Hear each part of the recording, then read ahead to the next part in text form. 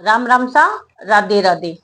भादवे की महीने की जो शुक्ल पक्ष की अष्टमी होती है उसको हिंदू धर्म में राधा अष्टमी के नाम से जाना जाता है। इसी दिन श्री राधा रानी जी का जन्म हुआ था, इसलिए इस अष्टमी को राधा रानी अष्टमी के नाम से जाना जाता है। और इस दिन सुबह सुबह नहा धोकर राधा रानी को पंचामृत से स्नान करवाकर और उन्हें तैयार करके उनका पूजन पाठ किया जाता है और उन्हें भोग लगाया जाता है। और इसी दिन से जो 16 दिवसीय लक्ष्मी महाव्रत करती हैं, या जो भी व्यक्ति या महिला या बच्चा जो इसको इस व्रत का संकल्प लेता है, 16 दिवसीय ये व्रत होता है, 16 दिन तक किया जाता है। उसकी शुरुआत भी भादवे के महीने की राधा अष्टमी, शुक्ल पक्ष की जो अष्टमी होती है उससे शुरू होकर अश्विन मास की जो कृष्ण पक्ष की अष्टमी होती है उस दिन तक 16 दिवसीय व्रत किया जाता है, जो लक्ष्मी जी का व्रत होता है। और इसमें हर चीज का 16 16 की संख्या में बहुत महत्व होता है। इस व्रत का इस व्रत को करने वाला जो व्यक्ति होता है वो 16 दिवस तक फलाहार करके व्रत करता है।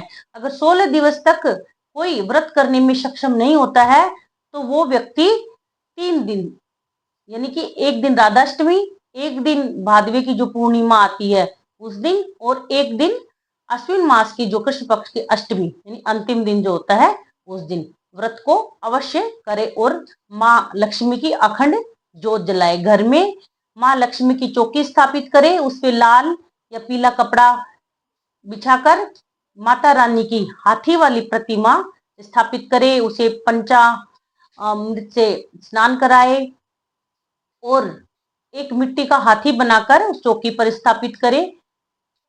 माँ की हाथी वाली सवारी इसमें विशेष रूप से मानी जाती है, उसका विशेष दर्जा है। और श्री यंत्र को स्थापित करें माँ की प्रतिमा के साथ और एक कलश स्थापना करें। कलश के अंदर जल और गंगा जल, इत्र, सुपारी, सिक्का आदि डालकर कलश स्थापना करें। फिर आम की जो पत्र होते हैं वो लगाकर और एक सराय में अक्षत अक्षत का ये ध्यान रखें कि वो खंडित ना हो, सभी अक्षत पूर्ण होने चाहिए जो चावल होते हैं सराय में रखने के लिए। उनके ऊपर श्रीफल स्थापित करके उसके ऊपर कलश के ऊपर सतिया बना दिया जाता है। इस तरीके से माता की चौकी स्थापित करके अखंड जोत जलाई जाती है 16 दिन के लिए। और इस व्रत के अंतिम दिन जो व्रत करता है वो व्रत करके और 16 प्रकार के भोजन बनाए माँ के भोग के लिए, और 16 प्रकार की 16 सामग्रियां जो अपने सुहाग का प्रतीक मानी जाती हैं उसे सूप में रख के, यानी कि छाछ में रख के, सूप के अंदर रख के 16 प्रकार का भोजन, 16 प्रकार की जो सुहाग की सामग्री होती है वो रख के उसके ऊपर एक नया सूप ढककर और माँ लक्ष्मी जी को अर्पित करके और तत्पश्चात 4 ब्राह्मण और 16 ब्राह्मणियों को भोजन करा के और रात्रि में चंद्रमा को अर्घ देकर और उसके पश्चात जो व्रत करता है वो भोजन ग्रहण करे। और माँ को जो सूप अर्पित करेंगे अपन, जिसके अंदर 16 प्रकार की सामग्री रखी होती है भोजन और सुहाग की, तब ये मंत्र बोला जाता है, श्री रोदाण संभव लक्ष्मीश्च सहोदरा व्रतनानेन संतुष्टा भवतादिष्टा वल्लभा। यानी कि हे माँ लक्ष्मी, ये क्षीर सागर से उत्पन्न होने वाली माँ लक्ष्मी जो चंद्रमा की सहोदर है, चंद्रमा की सहोदरा है, चंद्रमा की भगिनी है, बहन है, और विष्णु वल्लभा, विष्णु जी की जो पत्नी है, कि हे मैया आप मेरे व्रत से संतुष्ट हो और मेरे घर में विराजो। और जिस दिन अपन माता जी की चौकी प्रथम दिन बैठाते हैं उसी दिन व्रत करने वाले को ये संकल्प लिया जाता है कि हे मैया, मैं आपका व्रत 16 दिन तक पूर्ण विधि विधान से करूंगा या करूंगी और आप मेरे घर में विराजे। अब इस व्रत को लेके एक कहानी है जो मैं आपको सुनाती हूँ। एक गांव में अत्यंत गरीब ब्राह्मण रहता था और वो विष्णु जी का बहुत बड़ा भक्त था। हर रोज विष्णु जी के मंदिर जाता, पूजा और पाठ करता और पूर्ण श्रद्धा और पूर्ण विधि विधान से वो विष्णु जी की पूजा पाठ करता था। विष्णु भगवान उसके ऊपर एक दिन उसकी भक्ति और भाव से प्रसन्न होकर प्रकट होते हैं और उस ब्राह्मण से बोलते हैं कि आप जो भी मांगना चाहते हैं वर वो मांग सकते हो। तो ब्राह्मण कहता है कि हे विष्णु जी, मेरी जो दरिद्रता है, मेरी जो गरीबी है, आप उसे दूर करें। विष्णु जी कहते हैं ये तो लक्ष्मी जी के वश में है।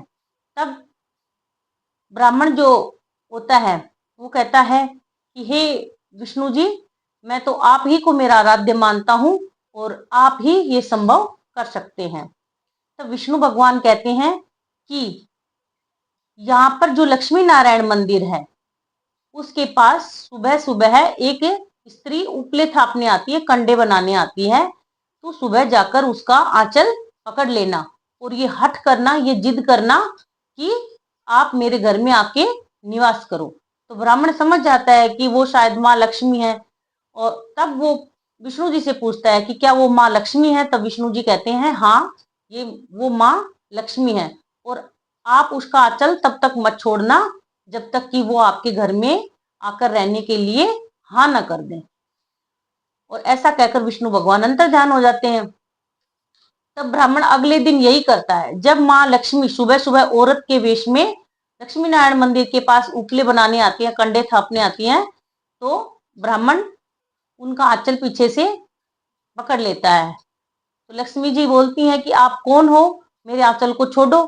तो ब्राह्मण जी कहते हैं कि मैं आपके आंचल को तब छोड़ूंगा जब आप मेरे घर में आकर निवास करेंगे। तो लक्ष्मी जी समझ जाती हैं कि ये विष्णु भक्त है और ये सब लीला विष्णु जी की रचाई हुई है।